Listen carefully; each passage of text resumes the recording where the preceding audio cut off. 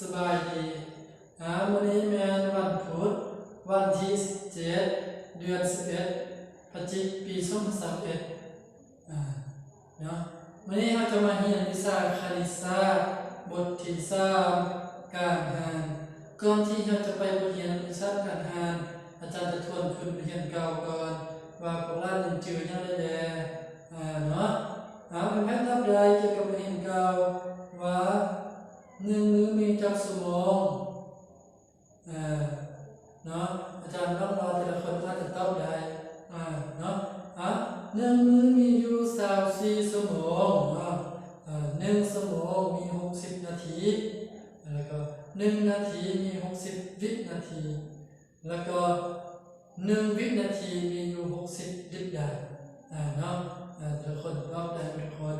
มาเข้าข้อที่บทที่3การหารเพราะนั้นผมบอกว่าการหารแม่นการเฮ็ดได้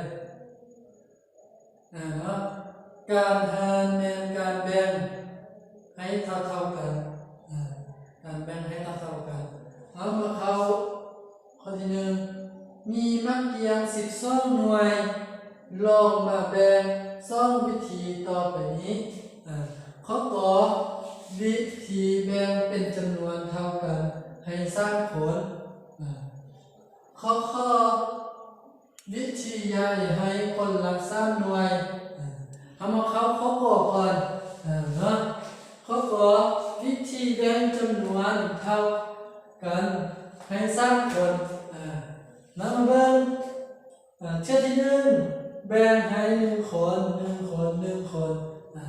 แปลว่าคนหนึ่งได้คนละหน่วยแล้วเบิ่งเทื่อที่2บอกเทื่อที่2แบ่งให้ก็แปลว่าคนหนึ่งนี้ได้2 หน่วยคนหนึ่งนี้ได้2 หน่วยคนหนึ่งนี้ได้2 หน่วยเนาะเบิ่งเทื่อที่3บอกคนหนึ่งนี้ได้3 หน่วยคนหนึ่งนี้ได้3 หน่วยคนหนึ่งนี้ได้3 หน่วยแล้วเบิ่งเทื่อที่4บอกคนหนึ่งนี้ได้4 หน่วย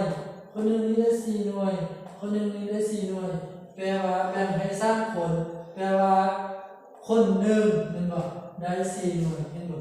ส่วนคน1 คนแม่นเท่าไหร่แปลว่าส่วน1ของ1 คนจะได้4 หน่วยเขียนใส่4 หน่วย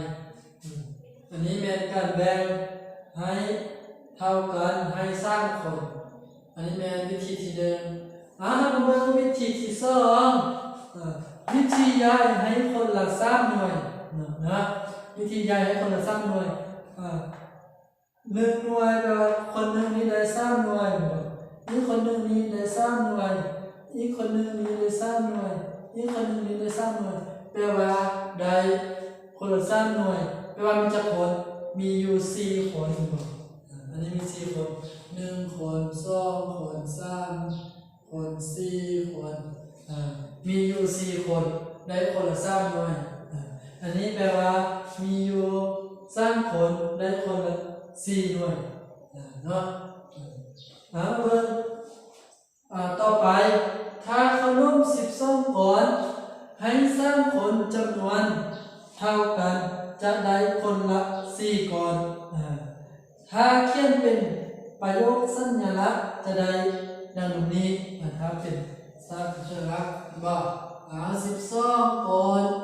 หารให้3เป็นบอกเท่า4เป็นบอกได้คนละ4 ก้อน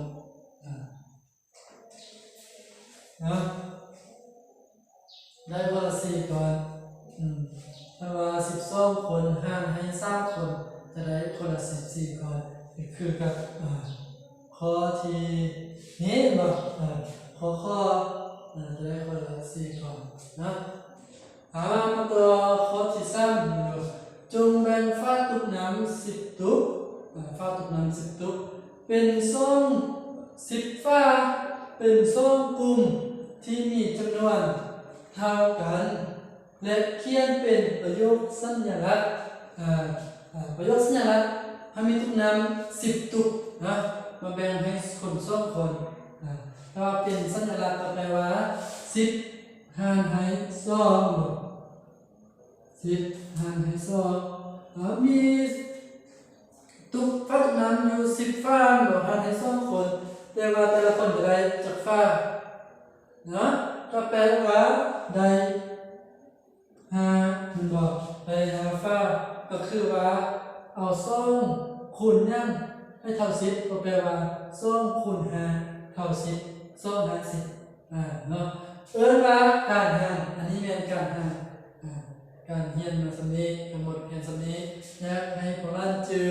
เกี่ยวกับการหารนี้เป็นการแบ่งปันให้เท่ากันนะต่อไปจะมีเบียบานเบียบานข้อที่1มีข้าวนม18ก้อนแบ่งให้6คนแต่ละคนได้เท่ากัน1คนจะได้จักก้อนให้พวกเราไปแก้เลยเดี๋ยวจะเป็นแบบสัญลักษณ์ส่งให้อาจารย์นะทายดีข้ออีกพอดให้พวกเราจะมีสุขภาพแข็งแรงปราศจากโรคภัยไข้เจ็บให้พยายามนุ่งเสื้อกันหน้าเพราะว่าช่วงนี้เป็นยามหนาวเนาะรักษาสุขภาพแข็งแรง